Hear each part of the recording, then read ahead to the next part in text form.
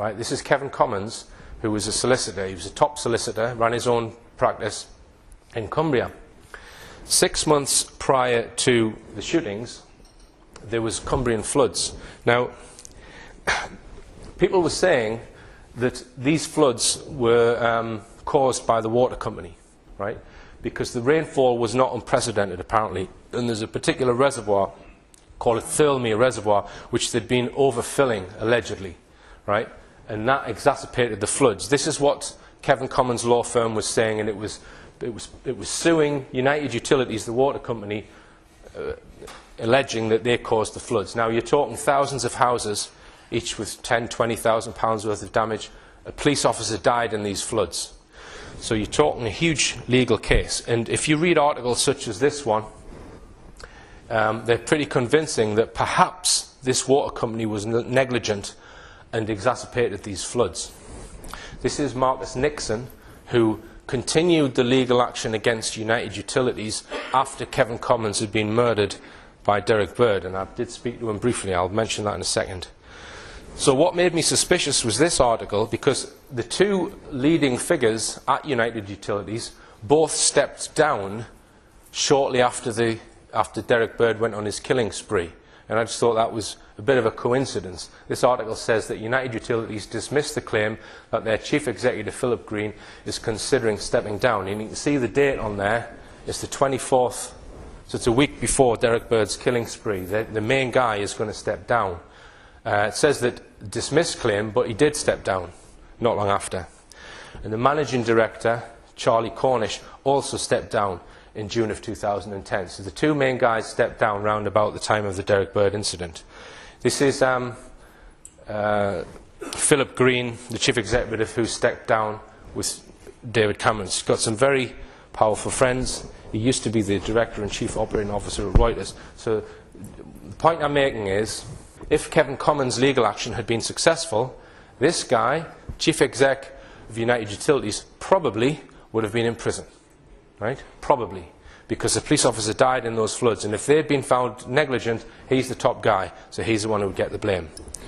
I'm not saying that he had anything to do with what happened with Derrick Bird. I'm saying that, this guy would have ended up in prison had Kevin Commons' legal action been successful. So I just thought, well, perhaps Derrick Bird's been mind-controlled, as set out in this book by Neil Saunders, that it's possible to make people do things against their wishes. And I looked no more into it. I didn't actually look at CCTV evidence or any physical evidence on the day. I just thought that maybe the guy, I didn't question whether he had actually killed these people. And then I received an email just last year. It said, "The main reason I'm contacting you is I was fascinated by your brief talk done whilst you were touring on the Cumbria massacre. I was particularly interested in the claim that United Utilities Water Company were being held culpable for the Cumbria flooding previous to the massacre. Anyway, there is overwhelming evidence that points to a false flag event perpetrated by a possible paramilitary individual using an identical car to Derrick Bird, the alleged murderer. Have you looked at this incident in detail at all? I have done quite a bit of research regarding this, and I'm convinced this is a state-sponsored massacre. Please get in touch." Okay, so I went to see this witness. I looked at this person's evidence, and based on that, I interviewed him, and then I went to Cumbria. And I've spoken to quite a few witnesses, because I think, as I'm going to explain now, I think it is very smelly. Now, let's just explain what happened on June the 2nd, 2010. This is the mainstream version. Derrick Bird, taxi driver. He goes to a place called Lamplugh. He goes into his twin brother's house and murders them in cold blood. Right? This is at 5 o'clock in the morning. He then goes to his solicitor's house at 10:20 in the morning. So there's over a 5-hour gap between these two murders. And I'll come back to why I think that might be the case. He then drives straight into Whitehaven, where he pulls up at a taxi rank, he kills a taxi driver, shoots another taxi driver, and shoots 2 more taxi drivers, and then makes his way to Egremont, where he kills a few people there. He's mainly shooting people out of his window. He's stopping his cab, asking them to come over for the time and that kind of thing, and then just shooting them. He then goes to Seascale, kills 3 people there. He kills 12 people in total, injures 11, I think, drives into the woods, dumps his car, and then goes into the woods and allegedly shoots himself. So that's the official story. Now you would imagine that there's mountains of witness testimony, and there is, but there are problems with it. There were, I think, around about 90 people gave statements or were cross-examined at the inquest. This is first-hand witnesses who saw what happened. Now I've tried to get copies or transcripts of those witness testimonies, and I haven't been able to, and I'm going to explain what happened. So I've been relying on mainstream media articles. Now the problem with all of the mainstream media articles of witness statements, and there's lots of witness statements of people who allegedly saw the gunman doing his dirty deeds all the way around here, right? None of them ask the witness what the gunman looked like. It's assumed right from word go that it was Derrick Bird. So it's as if they don't need a description of the criminal, of the gunman. So you don't get any descriptions. So that's a major problem, which is why we need the initial statements. Now, you would imagine also there'll be mountains of CCTV, because this is a very busy town with CCTV cameras all over the place, and he actually got out of his car when he shot at one of the taxi drivers. But they've put out a tiny amount of CCTV, and the amount in the CCTV that they have put out shows a major anomaly, which I'm going to explain to you in a second. This is an article from the Daily Express, and it says, images recorded by a surveillance camera are understood to show in high definition the exact moment Bird pumps bullets into the head of his 43-year-old colleague. The footage is so horrific it can never be shown to the public, say police. So they're saying they have got high definition images showing Derrick Bird with his gun, right? But there's no images of Derrick Bird with a gun that I've been able to find. Not one CCTV or still image, either before the incident or during the incident. Show me an image of Derrick Bird with a gun and I might believe he shot someone. Can you believe that? This guy shot 12 people, or killed 12 people, and shot 11 others, and there's not an image of him with a gun in the public domain. This is the only image they've actually put out. It's a CCTV clip where he drives along, he's fleeing the taxi rank for the first time here after he's allegedly just shot one taxi driver. This is all they've given us. Right? Now, I don't think that shows a gun, and I don't think you can make out who's in that vehicle. The only image I have been able to find which allegedly shows Derrick Bird with a gun. Right? Why can't they show us those high-definition images that they described and just blur out the victim? We've got no image of him in the street with a gun. Now, the CCTV images that they have released, I'm just going to go through some of them. This is him at 6 minutes past 5 in the morning in Frizzington, allegedly staking out Kevin Commons, who was his second victim. This is Derrick Bird's car here. It's a Citroen Picasso.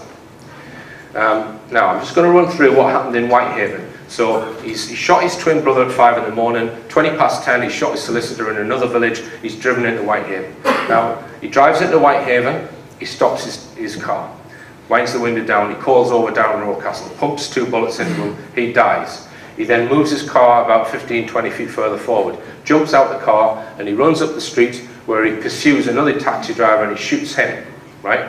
He survives, Don Reed. He then gets back in his car, he drives off, and he drives right the way around the town centre in a big square, and he comes back past the same taxi rank. Okay? This time, he just pumps 2 bullets into the side of a building, and some CCTV from that incident has been released, because you see all of the people duck. But he doesn't kill anyone or hit anyone in that incident, just 2 bullets into the side of the hairdressers. He then speeds off. He goes round a corner where he stops at some traffic lights.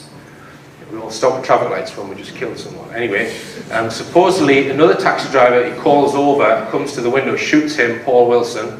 He survives, just gets scratched on the cheek, which is unusual. He actually says in his statement that he thought he'd been shot with a blank, and a blank can cause some damage if you... So he supposedly shot him at point blank range, and he survived with just a scratch. Anyway, he then goes on to another part of Whitehaven where he shoots at another taxi driver and the passenger. He then goes off to Egremont and the other places. Okay, so this is him, and you can check all of these images on CCTV, on BBC website and on Whitehaven News websites. They've all been released. So this is him after he's shot Darren Rocastle and shot the other taxi driver. He's got back in the car and he's driving away for the first time. He then drives around the block in a big square. So this is Duke Street here, where the taxi rank is to his left. This is 3 streets away. This is Lowther Street. So he's coming back round the second time to shoot into the taxi rank again. This is Bird's vehicle here, and this is the hairdresser's is just there. So he fires a bullet out his window, and you see these people duck. So he fires 2 bullets, and then he speeds off up this street. He then turns left, comes down this street. This is where he stops at the traffic lights, where he allegedly shoots someone here, but you don't actually see that. All right, now I'm going to show you these images again. Let's just go back.